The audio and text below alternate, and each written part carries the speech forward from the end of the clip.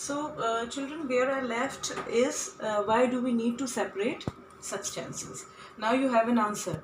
For example, I want to explain, give you two examples also, like arhar dal. Arhar, I think all of you know. Arhar dal that we used to consume. Okay. Sometimes people used to add khesari dal also with it. Although it was banned earlier, khesari dal. इससे क्या हो जाता है, अगर ये आपने consume कर ली तो आपको पैरालिटिक अटैक आ सकता है. Right. It can cause paralysis. It causes what? Paralysis. That is why it is obviously an impurity and which is not desired, right? Which cannot be consumed by us. Similarly, mustard oil. Okay. Sometimes the people that used to do adulteration, in order to increase the quantity of mustard oil, they add argemone oil also. Argemone oil. Okay. In order to increase the quantity of mustard oil, so that they will gain more profit. Okay. And what it causes? It causes nervous disorders in children. Nervous disorders. So I hope you understand why separation of substances is important. Okay. Similarly, the water that we used to consume. Okay. Suppose if you are living near beaches, okay, I think you will not or going to drink the same water. You need to purify it, isn't it? Because it contains different suspension, the particles that keep on suspending in water, and on the same way they also contain bacteria. Okay. So you will suffer from waterborne diseases also.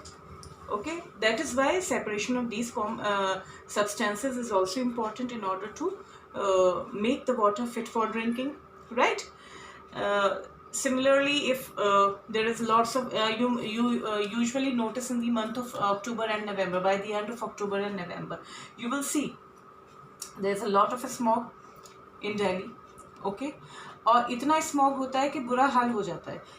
Sometimes schools teaching भी बिल्कुल suspend कर दी जाती है for 3-4 days, है ना, जब तक वो सेटल नहीं हो जाए. क्यों? क्योंकि उससे भी बहुत रेस्पिरेटरी डिसऑर्डर्स होती है ना, रेस्पिरेशन में बहुत प्रॉब्लम आ जाती है. और जो लोग थोड़ी सी भी जिनकी इम्यूनिटी कम है, तो उनका तो जिनका इतने जो वैसे ही ब्रोंकाइटिस या एस्मा के पेशेंट्स हैं, उनके लिए तो ये बहुत ही खतरनाक है.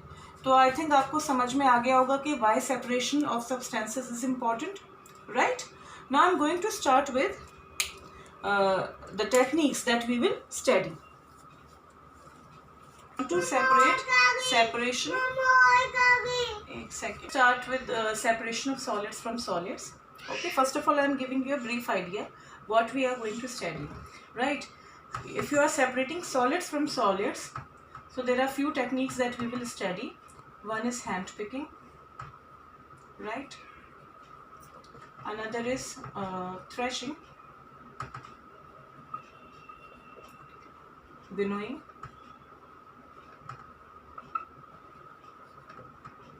and sieving. Right. Hand picking. One thing, hand picking से नाम से ही आपको पता चल रहा होगा, हैंड से पिक करना, इम्प्योरिटी को रिमूव करना is actually what hand picking. जैसे आपने देखा होगा कि अगर आपने लूज दाल ऐसी परचेज करी है, ओके, नाउअडेज पैकेट्स में जो दाल आती हैं वो ज़्यादातर हैंड पिक्ड होती हैं. आप पैकेट्स पे लिखा हुआ भी देखेंगे हैंड पिक्ड. राइट.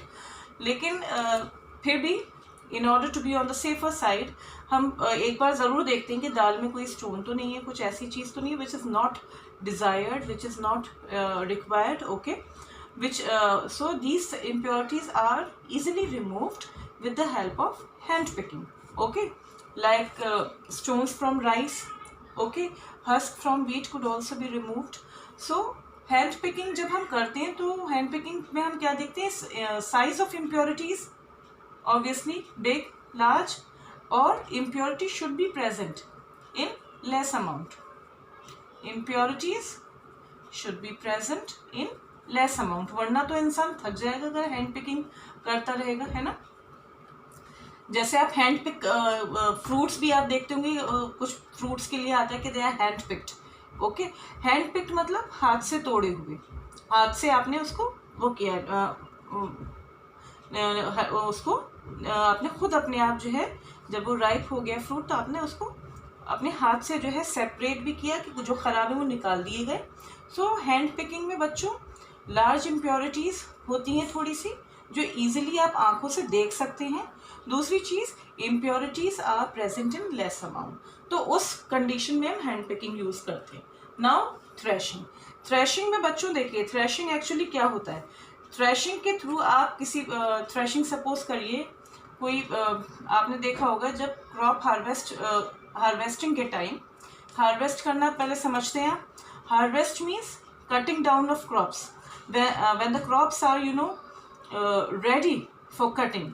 ओके, तो एक टाइम आता है कि फिर हम उसको कट करके उसको हम ऐसी फौरन यूज़ नहीं हो जाती वो, जैसे वीट है सपोज करिए, वीट राइस इजंट इट, आप ऐसे ये जो ये स्टॉक्स में जो है बांध दिए, बंडल्स बांध दिए जाते हैं। Okay, bundles are stuck together, okay, and they are dried under sun. okay, सन के प्रेजेंस में इसको क्या करते हैं, सुखाया जाता है इन बंडल्स को। ओके, और जब बंडल्स सूख जाते हैं बहुत अच्छे से, आप देख लेंगे कि अब बिल्कुल ड्राई हो गया है, तो then they are beaten on the hard surface, और उससे क्या होता है, stalk we easily remove, grains are easily removed from stalks. Stalk ये जो आपको ये दिख रहा है, okay, this is a stalk. इससे इजीली ग्रेन्स रिमूव हो जाते हैं, और इस प्रोसेस को हम क्या बोलते हैं, थ्रेशिंग। तो आपने देखा हमने इसमें हैंड पिक नहीं किया, हमने अपने हाथ से एक एक निकाला नहीं ग्रेन, वरना ऐसा तो सारे फार्मर्स जो है ना इसी में अगर लग जाए तो शायद हमें प्रॉपर जो है जो प्रोडक्शन होता है वो कितना तो ऐसे ही उसमें उनका टाइम जो है निकल जाएगा, वेस्ट होगा। तो सेपरेशन टेक्निक हमेशा इस पर बेस्ड होती है कि आप किस तरह की, आप वो जो सेपरेशन टेक्निक चूज़ कर रहे हैं क्या वो यूज़फुल है, वो टाइम टेकिंग तो बहुत नहीं। अगर वो टाइम टेकिंग है फिर तो इससे आपको उसके लिए दूसरा ऑल्टरनेटिव सोचना पड़ेगा, राइट। तो थ्रेशिंग समझ में आ गया आपको।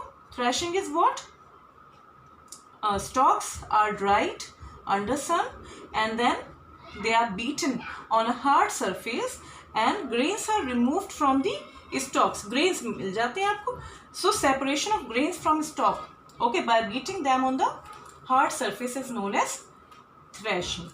I think समझ में आ गया होगा। ऐसे ही राइस भी सेपरेट किया जाता है। Now winnowing. Winnowing means you are separating lighter components from heavier components by blowing air or by wind. देखिए अब फर्स्ट स्टेप हमारा क्या हुआ, हमने थ्रेशिंग से स्टार्ट किया। आफ्टर हार्वेस्टिंग मैं आपको बता रही हूँ, हार्वेस्टिंग पे ही एंड नहीं हो जाता है, हार्वेस्टिंग के बाद थ्रेशिंग हुई। Threshing, yes, threshing can also be done by machines also. Similarly अब नाउ विनोइंग। विनोइंग में हम क्या करेंगे, जो ये ग्रेन हमने ऑब्टेन करे थे, ठीक है, उस ग्रेन को भी आप ऑब्वियसली ड्राई हो गए तो उस पर फिर जो है हम क्या करते हैं, बुलक्स को भी चलवाते हैं, ओके, और उससे क्या होता है, जो उसका आउटर कवरिंग होती है, okay, husk is removed, okay, from the grain. जो आपका जो सीड होता है ना, सीड आपको सीड चाहिए, ओके, और हस्क आप उसका जो आउटर कवरिंग है उसको हम हस्क बोलते हैं, वो रिमूव हो जाता है ना। बट ये एक ही साथ है, आपके पास सीड भी है, ओके, ये आपके पास सीड्स भी हैं और आपके पास उसकी कोटिंग आउटर कवरिंग हस्क भी है, okay. Now how can you separate, by blowing air. Which one will be heavier, first of all the question is which one will be heavier, seed और husk. Seed will be heavier, seed ज़्यादा heavy होगा।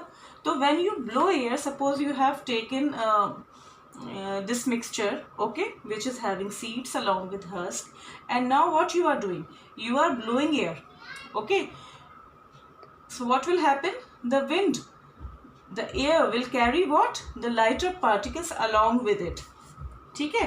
अगर ये आपके पास इसमें किसी plate में पूरा मिक्सचर है, ओके, इसमें हस्क भी है, सपोज करिए ये हस्क है, ओके, ये हस्क है, और इसमें ये ब्लू कलर जो मैंने बनाई है आपके सीड्स हैं, ओके। से ये वीट है आपका, ओके, और ये क्या है, ये हस्क है उसका छिलका। अब आपने जब एयर ब्लो करी, ओके, एयर जब आप ब्लो करेंगे तो हैवियर कॉम्पोनेंट्स, ओके, हैवियर हमारे यहाँ पे ब्लू मैंने बनाए हुए, they will fall nearer to the source, okay, और lighter components will be blown away with the wind. They will be separate, two separate heaps will be formed, यानी ढेर, ठीक है। यहाँ पे क्या हमें मिल जाएगा, हस्क मिलेगा, यहाँ हमें क्या मिला, wheat मिला। So this type of removal separation technique is known as winnowing, in which lighter components are separated from heavier with the help of wind or by blowing air. Okay, now sieving. Sieving तो आप जानते होंगे, sieving का meaning क्या है, sieving means छानना। सीव आप use करते हैं, लाइक अगर आप होल व्हीट यूज़ कर रहे हैं घर में, आपके यहाँ ऐसा आटा आ रहा है जिसमें थोड़ी बहुत क्या कहते हैं, हस्क भी है और ऑब्वियसली फ्लावर भी है, आटा भी है, तो husk can be removed from flour with the help of sieving. आटे से रिमूव, आप देखेंगे थोड़ी सी हस्क ऊपर रह जाती है, बाकी पूरा जो आप सीविंग के बाद जो अपटेन होता है वो आपके लिए फ्लावर होता है, जो आपको आप खाने में यूज़ करते हैं, आटा रोटी बनाते हो उसकी, ठीक है। तो सीविंग भी किस पर बेस्ड है, सीव का क्या साइज है, पोर साइज क्या है, ओके। सपोज ये आपकी सीव है, छलनी, ओके, तो it will remove only those impurities, अगर ये भी आपके पास है, which are bigger than this size of the sieve. ये सीव में जो भी ओपनिंग्स हैं, पोर साइज, उससे बड़ी जब अगर इम्प्योरिटी होगी तो it will be removed, okay. इससे छोटी होगी तो you have to obviously have another sieve, okay, which has smaller size, the pore size should be small, okay.